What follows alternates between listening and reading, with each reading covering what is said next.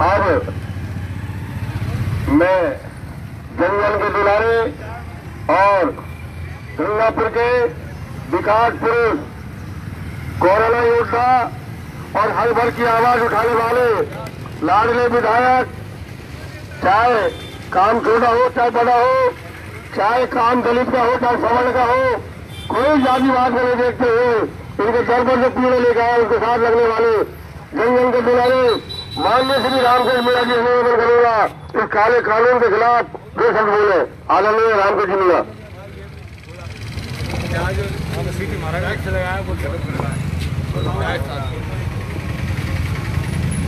सम्माननीय हमारे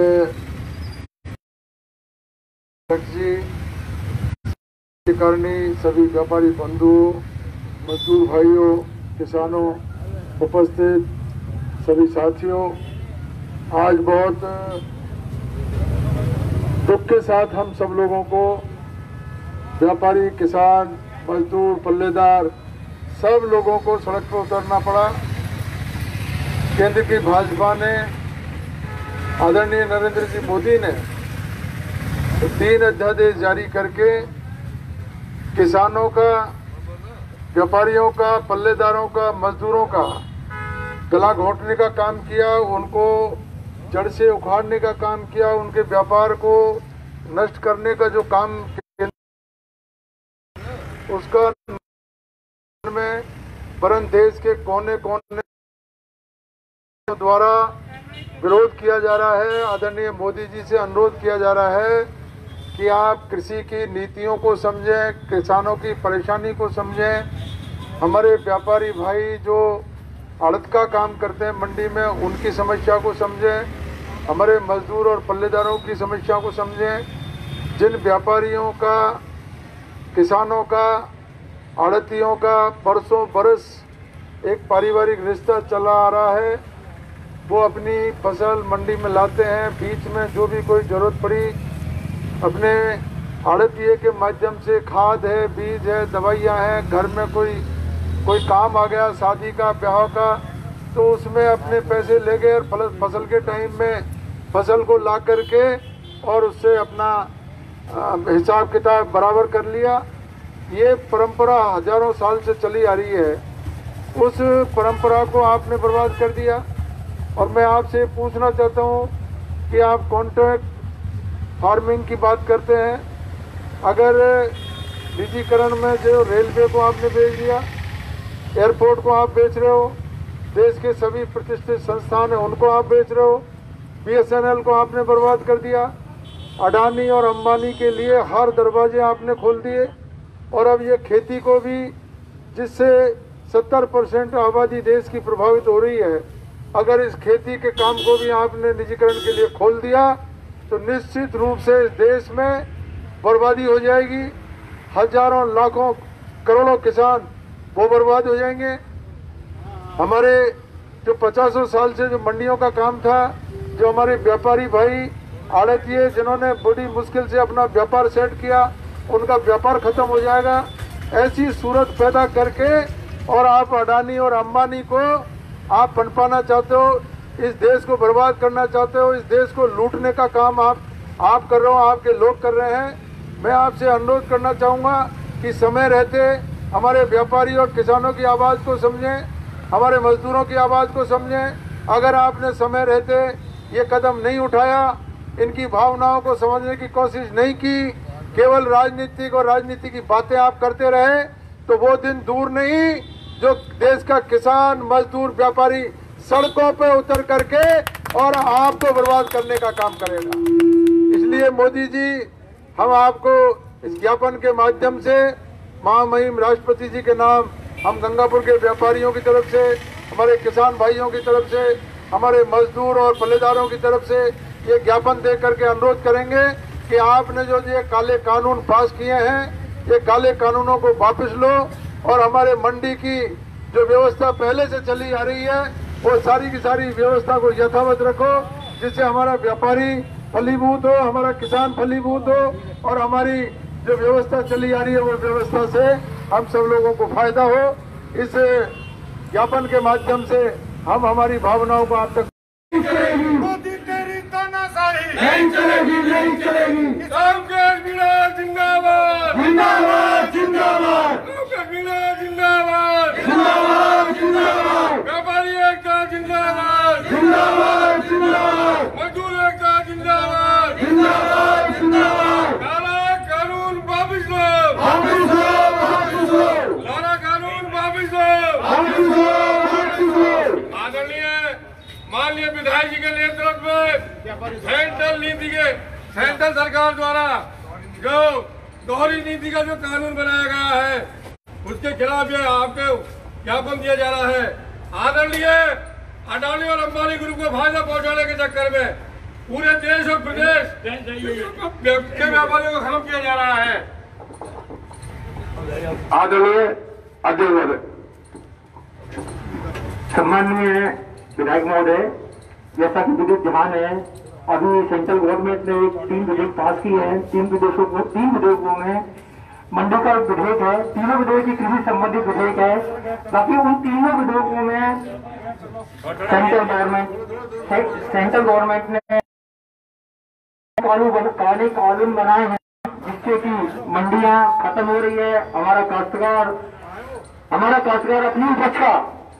अपनी उपज का कहीं भी जो मंडियों में माल लाता था, आज जो बड़ी कंपनियां हैं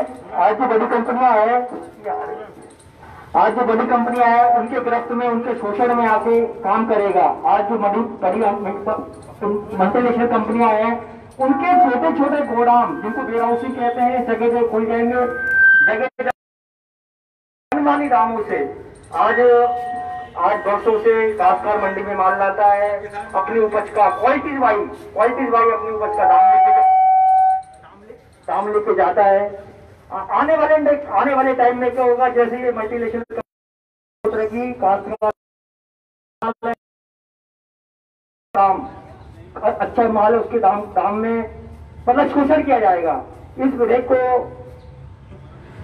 को न मानते हुए हमारा मानना यह है कि इस विधेयक को सेंट्रल गवर्नमेंट वापस ले। इसी के विरोध में माननीय विधायक महोदय के तत्वाधान में हम ज्ञापन दे रहे हैं, जिससे कि हम इसका विरोध करके आप माननीय राष्ट्रपति महोदय तक हमारी बात पहुंचा सके, सरकार तक हमारी बात पहुंचा सके। जय हिंद, जय भारत।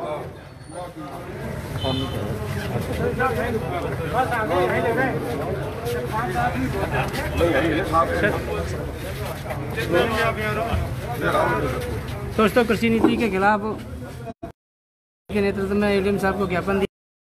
व्यापारी है, पल्लेदार है और सारे गंगापुर की जनता है, मजदूर वर्ग है, सारे वर्गों में कृषि नीति के खिलाफ ज्ञापन दिया जा रहा है।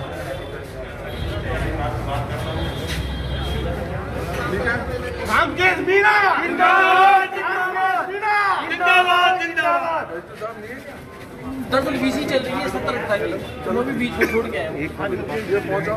नहीं अभी ईमेल करते हैं, आजकल तो ईमेल से दोनों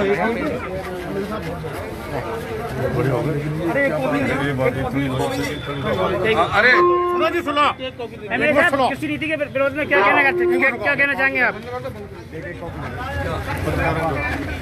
ऐसा है, व्यापार मंडल गंगापुर सिटी हमारे राम के जिमीना केंद्र की मोदी सरकार ने इस देश के किसानों को, व्यापारियों को, मजदूरों को, पल्लेदारों को जो बर्बाद करने के जो 3 कानून बनाए हैं, इन तीनों कानून से है जो देश की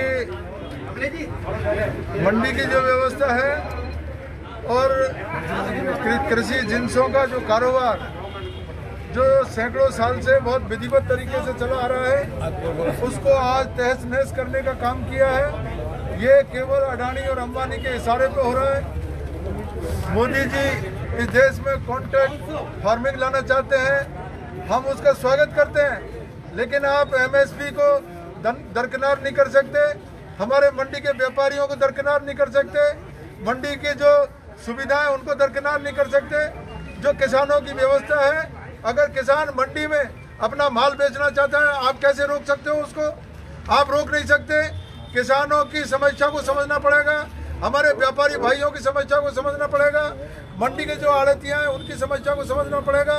एक तरफा अगर कार्रवाई आप करोगे तो आप समझ लीजिए इस देश का बच्चा बच्चा सड़कों पे उतरेगा और केंद्र की भाजपा सरकार को उखाड़ करके फेंकने का काम करेगा। ये साहब, जैसा कि पंजाब के किसान काफी जागरूक हैं और काफी वहाँ पे हो हल्ला मच रहा है, लेकिन राजस्थान के जनता कुछ सुस्त। हमारे राजस्थान के किसान और हमारे व्यापारी, हमारे मजदूर और हमारे आड़तिया सब शांति प्रिय लोग हैं। हम लोग देख रहे हैं कि मोदी जी ये देश के विरोध को समझेंगे और बहुत ही ज़्यादा जल्दी अपन को सद्बुद्धि के साथ में जो उन्होंने ये गलती की है ये गलती को ठीक करेंगे।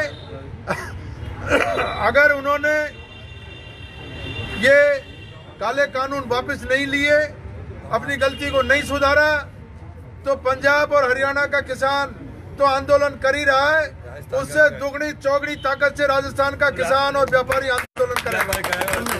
एक हमारे साहब पांचना बांध के लिए आप काफी प्रयास कर रहे हो, और ये कब तक पेश? पांचना का आंदोलन जो है पहले भी चला। पांचना से हमारे गंगापुर में कम से कम 36 गांवों में ये सिंचाई का 40,000 बीघा का रकबा सिंचित होता है। उसके 2004 से 6 से पांचना बंद पड़ा हुआ है।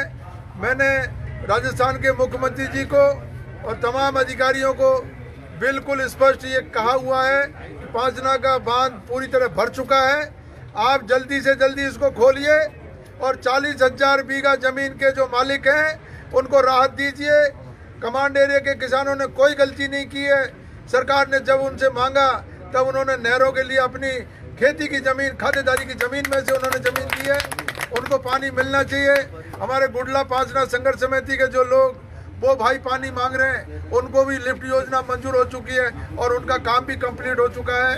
मेरी सरकार से अनुरोध है कि इसको जल्दी से जल्दी पांचना का पानी खुलवाएं, जिससे हमारे किसान भाइयों को सिंचाई के लिए पानी मिले। और रहा सवाल इसका, ये काले कानून की जो बात है, ये इससे हर व्यक्ति परेशान है, हर तबका परेशान है।